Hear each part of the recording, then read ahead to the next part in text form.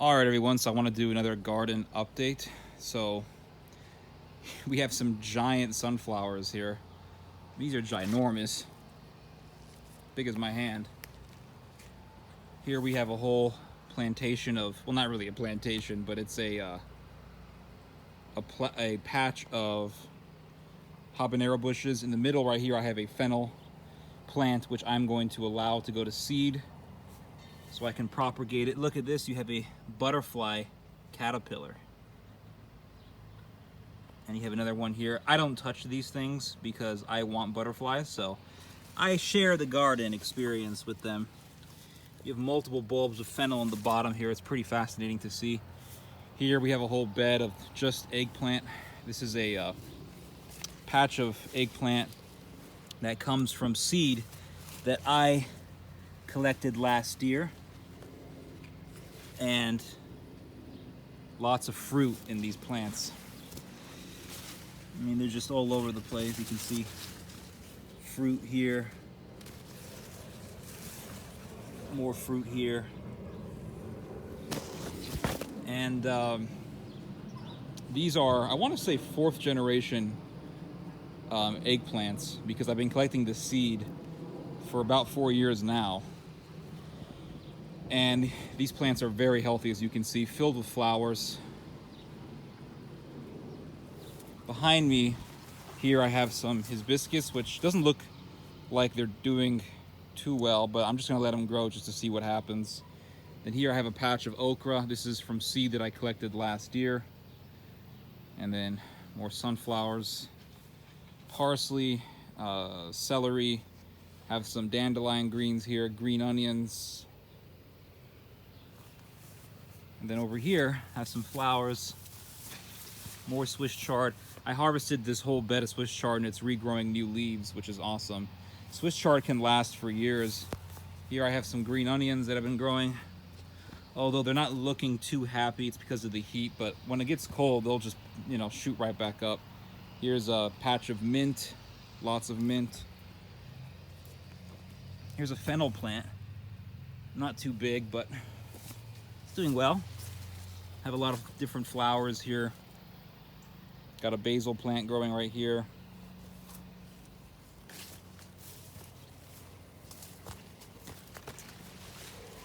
Have a lot of tarragon growing here. Lavender, different flowers.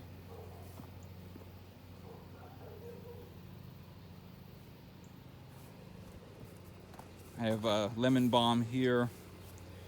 This is marshmallow. I actually had a whole bowl of this today. It's not bad.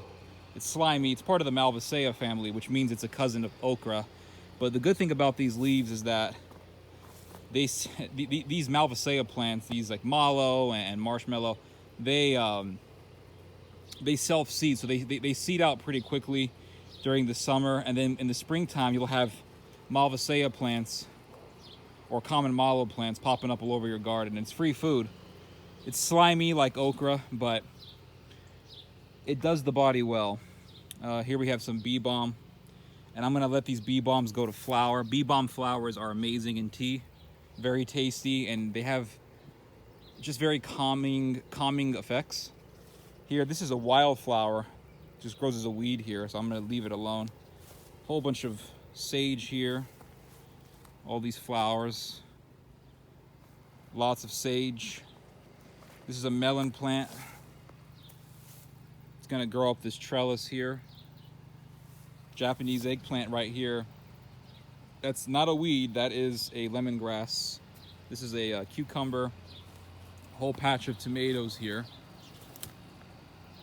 And these tomatoes are super tasty. They're called celebrity tomatoes. They are an ideal tomato for the lazy gardener like myself because they're resistant to disease. And they are determinate tomatoes, which means they put out a limited number of tomatoes, which means you don't have to trellis them too much. They grow out like a bush. You can see there are tomatoes growing on this one plant. Japanese eggplant right here. This one here, this is actually a ghost pepper, very spicy. Although I've never tried it. This is an Anaheim chili. I forgot what this is called. but this is actually used to make liquid fertilizers. I don't remember what it's called though. Lots of tomatoes, flowers, lots of flowers. Chamomile growing here. Lots of burdock. This is all burdock. In the middle we have Swiss chard. You don't see it very well because we harvested all of it, but it's gonna regrow and it's gonna likely explode once the fall season comes. Here I have just a whole patch of sunflowers. There's a bee right in the middle.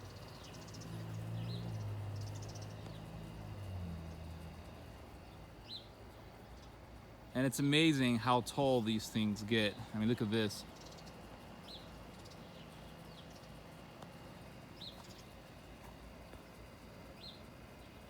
I was refocusing the camera there.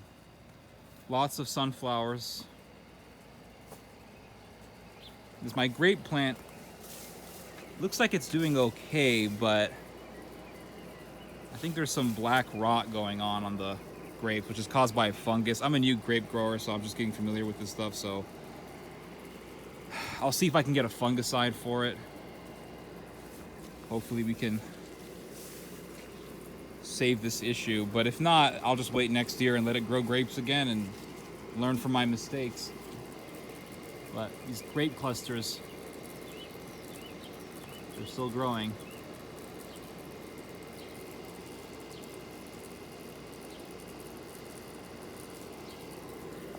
And then here I have a whole section of just giant parsleys and Swiss chard, which I'm just going to allow to grow and go to seed, and wildflowers, tons of wildflowers, which are great for attracting bees. Burdock here, sunflower here, chicken over there, and we have Japanese eggplant growing here. Green beans growing here. Lots of eggplant. Tomatoes on the other half of this bed. And everything is just exploding with growth. We haven't gotten rain in a few days now, so I'll probably start watering soon. Here I have some tansy growing here. Tansy flowers growing everywhere. And tansy is an amazing plant. You don't want to drink too much tansy tea, it'll give you a headache, but if you take just 1 cup of tansy tea, it will help you go to sleep. It has very calming effects, but don't go past 2 teacups of tea, because it'll give you a headache, because it is toxic. It's high in thujone.